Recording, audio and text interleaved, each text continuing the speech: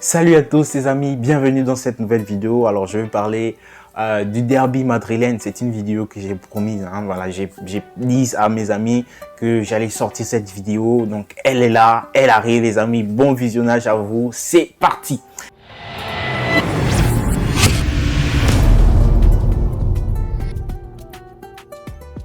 Alors les amis, derby madrilène, derby chargé d'histoire. Les deux plus grands clubs de Madrid, deux des plus grands clubs d'Espagne, avec le Barça, peut-être l'Athletic Club. Donc là, c'est vraiment des mastodontes d'Espagne qui s'affrontent, le Real Madrid, l'Atlético Madrid. Match chargé d'histoire, match chargé de haine, chargé d'amour, match qui divise des familles. De toute façon, alors on va parler de ça, on va essayer de se plonger dans ce match-là. On va pas parler de la dimension historique, on pourra faire d'autres vidéos plus tard là-dessus, mais là on va parler juste du match. On va parler d'abord de la forme de deux équipes, on va parler des dernières confrontations. Alors le Real Madrid arrive sur une forme de 10 matchs sans défaite. Donc le Real Madrid depuis la Ligue des Champions, dans les matchs officiels, il n'y a pas eu de défaite. Les gars, ils enchaînent les matchs, victoire suivie. Les gens, ils ont fait un carton plein en Liga. Donc, ils ont 5 matchs pour 5 victoires pour 5 matchs joués. Donc, voilà quoi. L'Atlético Madrid, c'est beaucoup plus mitigé. Voilà, il y a certaines victoires, d'autres des défaites. Parce que là, par exemple, l'Atlético est sur une défaite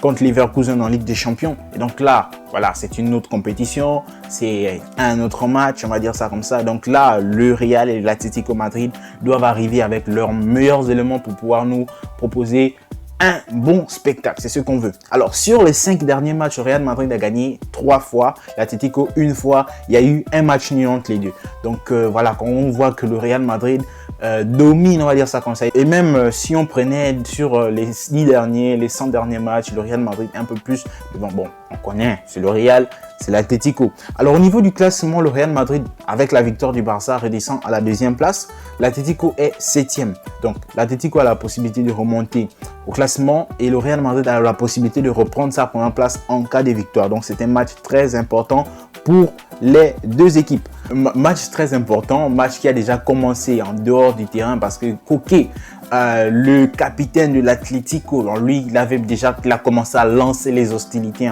De toute façon, Koke il va même devenir le joueur le plus capé de l'Atlético.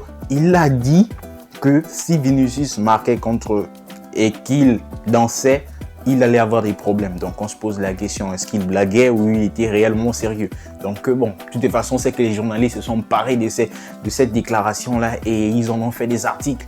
Et ça a suscité énormément d'engouement sur les réseaux sociaux. Donc aujourd'hui, on se pose la question, voilà, est-ce que Vinicius aura des problèmes s'il va marquer? On va voir ça de toute façon. Bon, moi je sais pas s'il doit marquer ou pas, je sais pas. Là, je fais cette vidéo en étant neutre. Je ne supporte aucune des deux équipes. Voilà. Alors, au niveau des 11 de départ, je dirais que du côté de l'Athletic, il y a beaucoup d'incertitudes. Déjà parce que Savic, Hermoso, Jiménez ne seront pas là a priori. Et donc Oblak aussi était incertain. Je ne sais pas s'il sera là, mais sinon, selon Marca, voici la composition d'équipe que l'Atlético va aligner. Alors au goal, on aura Oblak ou Krebic. Donc normalement, ce sera entre les deux. Mais sinon, je dirais Oblak. Alors, comme en défense centrale, donc en défense centrale, il y aura Reinildo, Witzel et Felipe. Donc Reinildo, il a été très bon depuis qu'il arrive à l'Atlético. Witzel également. Donc Felipe, j'espère juste qu'il va pas faire de fautes sur ce match-là. J'espère qu'il va être propre et qu'il va bien défendre. Donc on va voir ce qui va se passer. Et donc normalement sur la ligne du milieu de terrain, bon ça dépend de la façon dont vous voyez ça. Ça peut être un 3-5-2 ou un 5-3-2. Donc ça dépend de vous. Alors au milieu de terrain, il y a Saúl, Kondogbia, Koke, Correa et Molina. Donc Nahuel Molina, l'Argentin. Donc là, normalement, c'est le milieu de terrain. Le milieu du terrain bien blindé, bien costaud là pour pouvoir contrer le Real Madrid.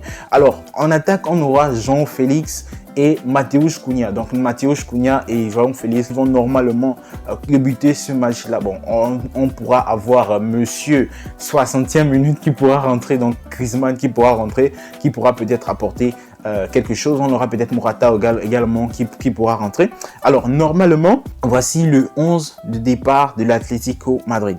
Alors, celui du Real Madrid est beaucoup plus simple, on va dire ça comme ça, parce que le Real Madrid n'a pas énormément de blessés, n'a pas énormément d'incertitudes. Voilà, le Real Madrid a son ossature, elle est un peu plus complète. Alors, le seul absent à déplorer, je dirais que c'est Benzema, parce que Benzema s'est blessé depuis, je crois, déjà 2-3 matchs.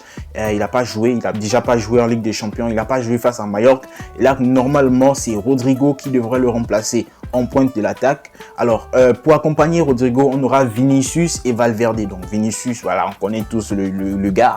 Valverde, vraiment, qui est sur un très bon début de saison. Il a déjà marqué 3 buts. Aujourd'hui, on se pose la question, Valverde, il joue défenseur, milieu ou ailier. De toute façon, partout où on le met, le mec, il est bon. Il n'y a rien à dire. Alors, au milieu de terrain, on aura Kroos, Tchouaméni et Modric. Normalement, c'est le milieu de terrain que le Real Madrid devrait aligner. Donc, le triangle de Bermude, en enlevant Casemiro, en mettant Tchouaméni. Donc, on va voir ce qui va se passer. Alors, en défense centrale, il y aura Mendy, Alaba et Rudiger. Et donc, normalement, Militant, je ne sais pas s'il sera titulaire, mais sinon, selon le journal Marca, ce sera Rudiger qui sera titulaire pour ce match-là. Alors, à droite, on aura Carvajal. Donc, le gardien, ce sera Courtois. Alors, les amis, voici un peu les 11 des départs des deux équipes. Quel est votre pronostic pour ce match? Voilà, je n'ai pas envie d'avoir un point de vue sur ce match-là. Je veux le regarder comme un observateur. Je serai de loin. Alors les amis, merci d'avoir regardé cette vidéo.